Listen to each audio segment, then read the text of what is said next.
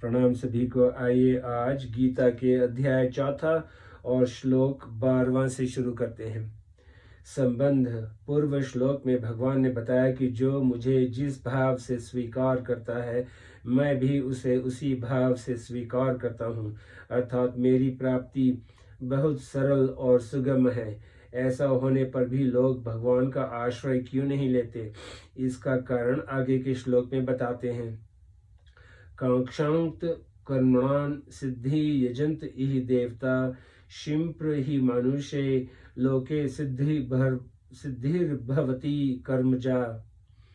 कर्मों की सिद्धि फल चाहने वाले मनुष्य देवताओं की उपासना किया करते हैं, क्योंकि इस मनुष्य लोक में कर्मों से उत्पन्न होने वाली सिद्धि जल्दी मिल जाती है। व्याख्या। कांक्षांत कर्मणान सिद्धि यजंत इह देवता। मनुष्य को नवीन कर्म करने का अधिकार मिला हुआ है। कर्म करने से ही सिद्धि होती है, ऐसा प्रत्यक्ष देखने में आता है। इस कारण मनुष्य के अंतःकरण में यह बात दृढ़ता से बैठी हुई है कि कर्म किए बिना कोई भी वस्तु नहीं मिलती। वे ऐसा समझते हैं कि सांसारिक वस्तुओं की तरह भगवान की प्राप्ति भी कर्म मतलब तप, ध्यान, समाधि आदि करने से ही होती है। नाशवान पदार्थों की कामनाओं के कारण उनकी दृष्टि इस वास्तविकता की ओर जाती ही नहीं कि सांसारिक वस्तुएं कर्मजन्य हैं, एक देशीय हैं, हमें नित्य प्राप्त नहीं है, हमारे से अलग हैं और परिवर्तनशील है। इसीलिए उनकी प्राप्ति के लिए कर्म करने आवश्यक है। परंतु भगवान कर्मजन्य नहीं है, सर्वत्र परिपूर्ण है, हमें नित्य प्राप्त है, हमारे से अलग नहीं है और अपरिवर्तनशील है। इसीलिए भगवत प्राप्ति में सांसारिक वस्तुओं की प्राप्ति का नियम नहीं चल सकता। भगवत प्राप्ति केवल उत्कट अभिलाषा से होती है। उत्कट अभिलाषा जागृत न होने में खास कारण सांसारिक भोगों की कामना ही है।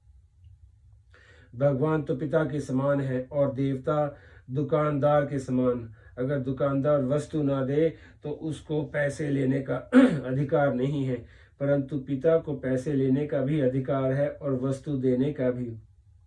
बालक को पिता से कोई वस्तु लेने के लिए कोई मूल्य नहीं देना पड़ता, पर दुकानदार से वस्तु लेने के लिए मूल्य देना पड़ता है। ऐसे ही भगवान से कुछ लेने के लिए कोई मूल्य देने की जरूरत नहीं है, परंतु देवताओं से कुछ प्राप्त करने के लिए विधि पूर्वक कर्म करने पड़ते हैं।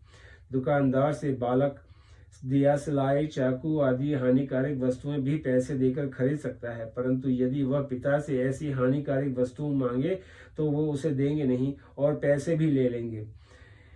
पिता वही वस्तु देते हैं जिसमें बालक का हित हो। इसी प्रकार देवता लोग और अपने उपासकों को उनकी उपासना सांगोपांग होने पर उनके हित अहित का विचार किए बिना उनकी इच्छित वस्तुएं दे देते हैं। परंतु परमपिता भगवान अपने भक्तों को अपनी इच्छा से वे ही वस्तुएं देते हैं जिनमें उनका परम हित हो। ऐसा होने पर भी नाशवान पदार्थों की आसक्ति, ममता और कामना के कारण अल्प बुद्धि वाले मनुष्य भगवान की महत्ता और स्वहत्ता को नहीं जानते। इसीलिए वे अज्ञानवश देवताओं की उपासना करते हैं। गीता। शिंप्रः हि मनुष्य लोके सिद्धिर्भवति कर्मजा। यह मनुष्य लोक कर्म भूमि है। कर्मानुबंधिनी मनुष्य लोके। गीता। इसके सिवाय दूसरे लोक स्वर्ग नरकादि भोग भूमियां हैं। मनुष्य लोक में भी नया कर्म करने का अधिकार मनुष्य को ही है, पशु पक्षी आदि को नहीं। मनुष्य शरीर में किए हुए कर्मों का फल ही लोक तथा परलोक में भोगा जाता है। मनुष्य लोक में कर्मों की आसक्ति वाले मनुष्य रहते हैं। कर्म संगिंशु जायते। गीता। कर्मों की आसक्ति के कारण वे कर्मजन्य सिद्धि पर ही लुब्ध होते हैं। कर्मों से जो सिद्धि होती है वह यद्यपि शीघ्र मिल जाती है, तथापि वह सदा रहने वाली नहीं होती। जब कर्मों का आदि और अंत होता है, तब उनसे होने वाली सिद्धि फल सदा कैसे रह सकती है। इसीलिए नाशवान कर्मों का फल भी नाशवान ही होता है। परंतु कामना वाले मनुष्य की दृष्टि शीघ्र मिल जाने वाले फल पर तो जाती है, पर उसके नाश की ओर नहीं जाती। विधि पूर्वक संगोपांग किए गए कर्मों का फल देवताओं से शीघ्र मिल जाया करता है, इसीलिए वे देवताओं की ही शरण लेते हैं और उन्हीं की आराधना करते हैं। कर्मजन्य फल चाहने के कारण वे कर्म बंधन से मुक्त नहीं होते और परिणाम स्वरूप बारंबार जन्मते मरते रहते हैं। जो वास्तविक सिद्धि है वह कर्मजन्य नहीं है, वास्तविक सिद्धि भगवत प्राप्ति है।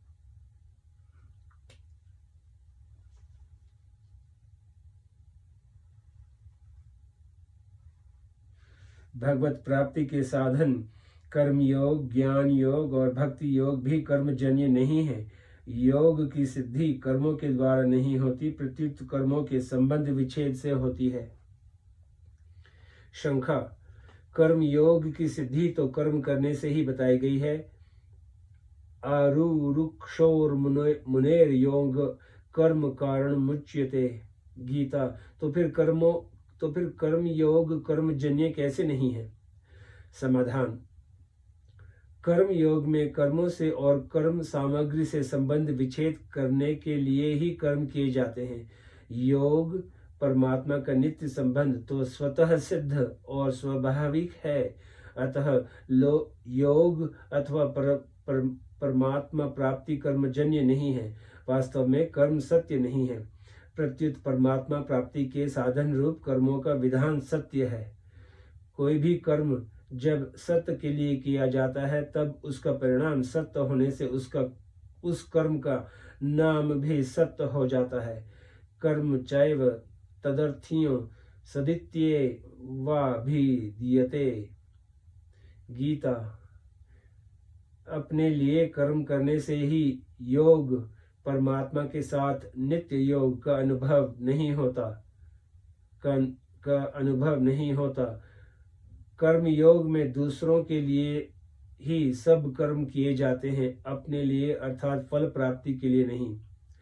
कर्मण्ये वाधिका रस्ते माँ फलेषु कदाचन माँ कर्म फल हेतुर्भुर्मा ते संगो सत्व कर्मणि।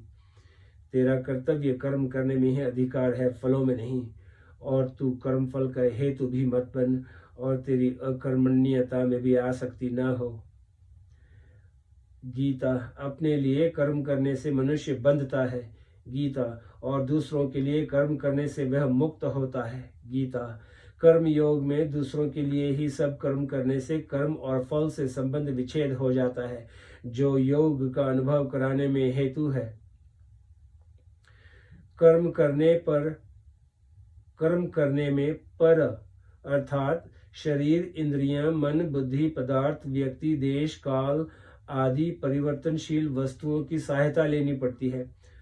पर की सहायता लेना परतंत्रता है।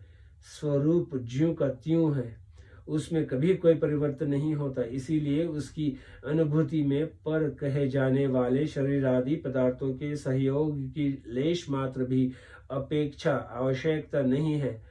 पर से माने हुए संबंध का त्याग होने में स्वरूप में स्वतः सिद्ध स्थिति का अनुभव हो जाता है। शुक्रिया, आज यहीं समाप्त करते हैं। ये श्लोक 12। नमस्ते।